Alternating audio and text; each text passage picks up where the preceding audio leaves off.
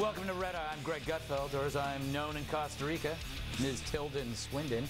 Let's go to TV's Andy Levy for a pregame report. Andy, what's coming up on tonight's show? Thanks, Greg, and Valor Magoulas, America. Our top story tonight, the Obama campaign releases a laughable new ad featuring Vogue editor-in-chief Anna Wintour. Winter is coming, people.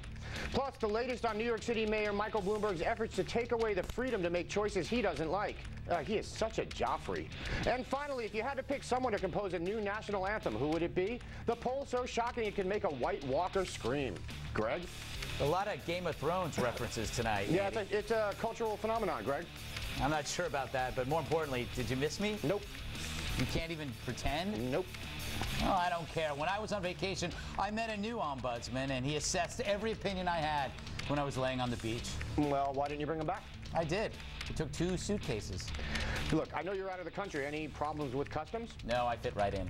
Ladies and gentlemen. Go away. Let's welcome our guest. Well, she's so hot, she can light a barbecue grill just by sneezing on it. I'm here now with Diane Macedo. She anchors business news on Imus in the Morning, weekdays on Fox Business Network.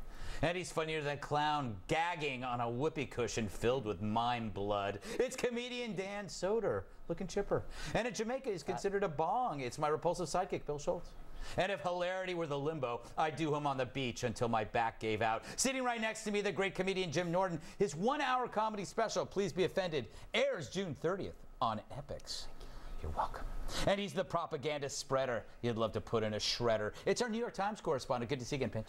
Today in the Times, Thomas Kaplan reports on Mayor Bloomberg agreeing to curb the arrests of pedestrians caught with small amounts of marijuana. After making the announcement, the mayor ripped out my sports section, smoked the entire thing, and then yelled out, "Screw the war on fatty food, someone get me a coffee cake." All the news that's fit to print jazz cigarettes.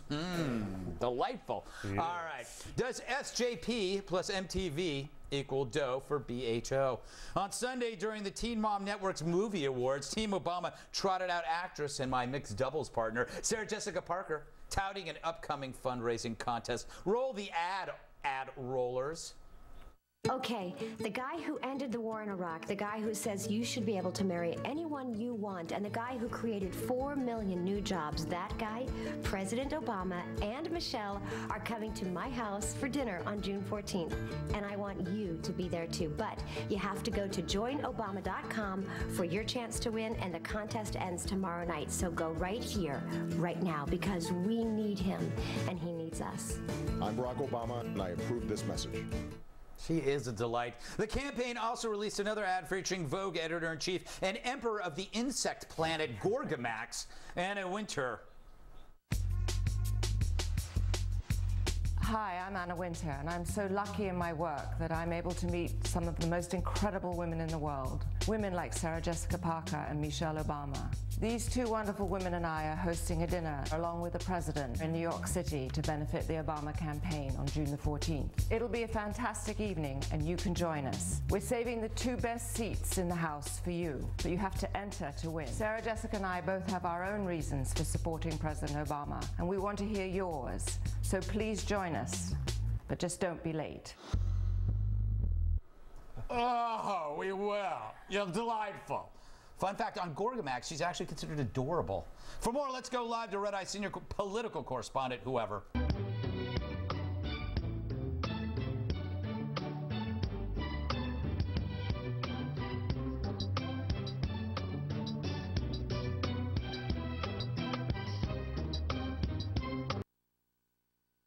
Who cares? Jim, you know, we were in the green room talking, and you said something that I happen to agree with. Anna Wintour, she's definitely one of us.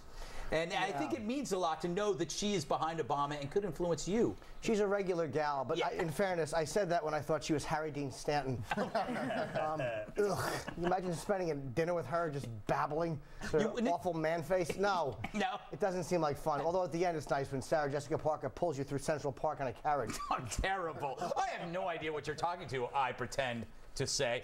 Dan, after watching those ads, is Obama so out of touch that he's actually in touch? I don't know if he could be more out of touch. It's great to get a cast and actress whose most famous role was glorifying material goods. That's really going to touch the middleman. Those factory workers in Ohio are going to be voting for him if they know that Prada shoes might be in the next 4 years for him. It's ridiculous. But you must subscribe to Vogue.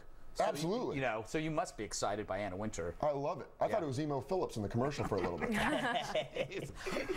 I miss Emo Phillips. I haven't thought about Emo Phillips in years. We got to get him on Red Eye if he's still alive. Somebody find out if he's alive. Diane, Sarah hasn't had a hit since she ran over that hobo in 2005. Does being a celebrity, endorsing Obama help Obama or hurt him? Like when people see her, are they like, I've had it, I'm tired of famous people telling me how to vote? Well, my guess here is that they're trying to motivate a group of people that don't normally go out and vote. But I think it's going to take more than SJP and Anna Wintour to get people away from the Kardashians and into the polls. And I love with the Anna Wintour ad, how she made the president kind of seem like an afterthought. Did we meet Michelle Obama, Sarah Jessica Parker, you know, talking about fashion? Oh, and by the way, the president might be there too. But yeah, I mean, I just don't see this campaign really having an effect. And it reminds me a little bit of the Vote or Die campaign when Paris Hilton was the spokeswoman. Then it came out that she herself was not registered to vote. I mean, that's the kind of demographic that they're appealing to here, and those people normally don't head to the polls. Yeah. Bill, you're the president of the Sex and the City fan club Homeless Edition. Do you think Obama not having Cynthia Nixon in the dinner was just outrageously homophobic? No, I think he just didn't want to be associated with Nixon. Oh, really? I believe she might. She's got to be related. How many people do we know named Nixon? That is true. There's Otis Nixon. Also related to Tricky Dick. Yes. In fact, that was his nickname in high school.